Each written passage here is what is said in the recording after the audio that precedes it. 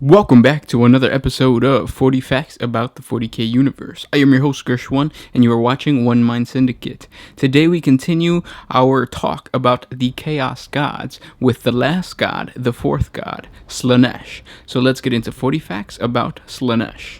Just a quick disclaimer before we get into this awesome lore. The video or the images that you're about to see might be a little explicit, so if you're at work, I would recommend not to watch this on a big screen. If you're around kids, please don't watch, or please don't share with your kids if you don't want your kids looking at a bunch of titties. But let's get into 40 facts about Slaanesh. Slaanesh, also known as the Dark Prince, the Prince of Pleasure, the Lord of Excess, the Perfect Prince, and even the Prince of Chaos in the Immaterium of man, the Chaos God of pleasure, passion, and decadence. Lust, pride, and self-indulgence are the hallmarks of those who follow him. He is the youngest of the Chaos Gods, having come to full sentience within the Immaterium only during the 30th millennium. While generally referred to as he by humans, and as a female by the Eldar, Slaanesh is actually neither, combining characteristics of both and perfecting them. Slaanesh typically appears in an androgynous form, in which it is a woman on the right side and a man on the left, with two sets of devilish horns growing from each head. Its sacred number is a 6, and the colors associated with Slaanesh are purple, pink, and black. The name Slaanesh is a corruption of the Eldar term Slaaneth, Sla meaning ecstasy or pleasure, and Neth meaning lord or prince in the Eldar lexicon, though ironically the Eldar referred to this foul entity only as she who thirsts. He is the god of obsession, the master of excess in all things, from gluttony to lust.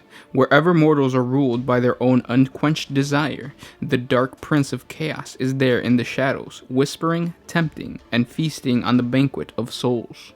Those who desire to indulge in the finest culinary delights, the most beautiful artwork, even the most sensual clothing, could all be among Slaanesh's disciples.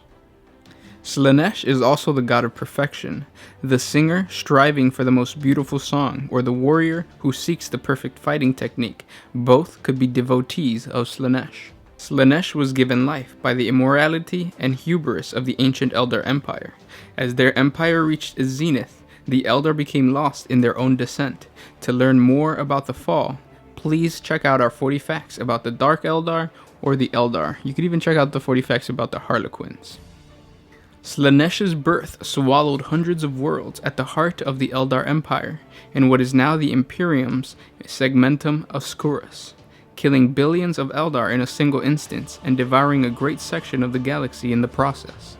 Such was its ferocity that it overwhelmed the barrier between the material and the immaterial world, forming the massive permanent warp rift, later named by men as the Eye of Terror. Slaanesh slew most of the Eldar and their gods in the Immaterium, except for the Eldar god of war, Kala Mensha Kain, whose energy was dispersed into many separate pieces scattered across the various infinity circuits of the Eldar craft worlds. The Laughing God, who fled into the labyrinth dimension of the webway, is another Eldar god that managed to escape She Who Thirsts. Another notable Eldar god was Aisha, whom was defeated, but did not get destroyed outright. Slaanesh vanquished her as he had all the other Eldar gods within the warp, but only took her prisoner rather than absorbing her energy outright. What horrible purpose Slaanesh had in keeping Aisha alive, none amongst the Eldar know. But the Prince of Pleasure was ultimately denied his spoils. For some reason, Nurgle the Plague Lord waged war against Slaanesh to rescue the Eldar goddess. Some Eldar servants believed that the oldest of the major Chaos Gods wanted to give the youngest amongst them a good reason about his proper place in the order of things. But to understand the true reason that Aisha was taken from Nurgle, please check out our Nurgle 40 Facts video.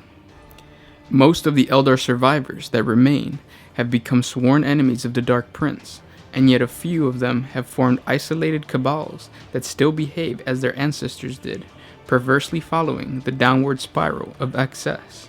In the warp, things are different, for the Immaterium is not bound by linear 4-dimensional time, and events do not occur in a strict sequence of cause and effect. This is why Slaanesh rival gods reckon it. It has always existed in the warp, and yet has never existed at all. The power of Slaanesh holds sway over so many, not because they represent some eccentric concept with rare appeal. No, they are so insidious because they are so precisely the opposite. Every being's pursuit of happiness and the desire to improve is what draws beings like Slaanesh. Wherever an Imperial Guardsman seeks glory, he finds Slaanesh. Where a rogue trader seeks wealth, he finds Slaanesh. Wherever there are desires, you find Slaanesh. Slaanesh can see his hand at work across the galaxy in countless ways. The joy a parent feels when a child is born, the pride a commodore feels when his fleet executes a cunning battle plan, the stirring of a lover's heart when it is embraced by its paramour, the rush of relief that reminds a soldier how good it feels to be alive, all exist within Slaanesh. Many of the factions of the Adeptus Ministorum and Adeptus Terra embody restraint and denial of base employments, knowing that the easiest path to corruption for most Imperial citizens is freedom. They expose harsh rules and ultimately a harsher existence on their people within the Imperium. The Imperium believes that a mind overwhelmed with hardship or unrelenting burden has no time for thoughts of sin, but when a moment does come, fleeting though it may be, it stands out against the darkness of life as a burning candle of possibility for Slaanesh to find. Obsession is not the exclusive province of the wealthy or powerful. Something as simple as the sound of wood crackling in a fire, or even the taste of freshly cut fingernails, can be the focus of an obsession and the lure to Slaanesh. When the Dark Prince tore a hole in reality with his coming, his fresh form knew only hunger and cruelty. But quickly he moved on to other torments, not only seeking ways to devour the rest of the race that had given him life, but taking delight in the task. He takes delight in suffering and pain, and basks in the adoration of those he punishes. But one such as he is not a simple being, and these pleasures could only go so far in his godly desires. Through his followers, Slaanesh continually experiments with sensations. All beings, both mortal and demonic, feel pride, want more, seek improvements, or obsess on both material and immaterial longings. The Lord of Excess gives these beings the power to claim what they seek, and in so doing allow them to experiment the sensation of gratification. The cruel trick the Lord of Excess plays upon all his followers is that along with power he gives them craving for more. He gives them addiction to sensation. They become insatiable, and he binds himself to his followers as he feels what they feel. Even the other dark gods of chaos can satisfy the desires of Slaanesh through the actions of their servants. A berserker who kills in the name of Khorne is proud of his achievements and takes satisfaction from his gory deed, and Slaanesh feels the pride and drives the greater glories. A spy whose actions topple a regime is rewarded for his service to Tzeentch, and delights in his stealth. Slaanesh feels that spark and increases the moral's need to perfect his abilities. A diseased plague victim that draws strength from Nurgle to survive rests with comfort, and Slaanesh feels his love of serenity.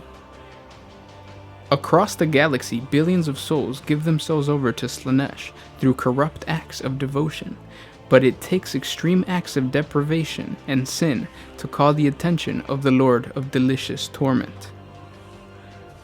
Even then, such recognition comes with a price the chosen are glad to pay. Their souls are forfeited, but the lure of possible immortality makes this price worthless. Slaanesh lives in the Palace of Pleasure. This is her seat of power. It is not guarded by tens of thousands, but by statues of the finest and perfectly shaped trees.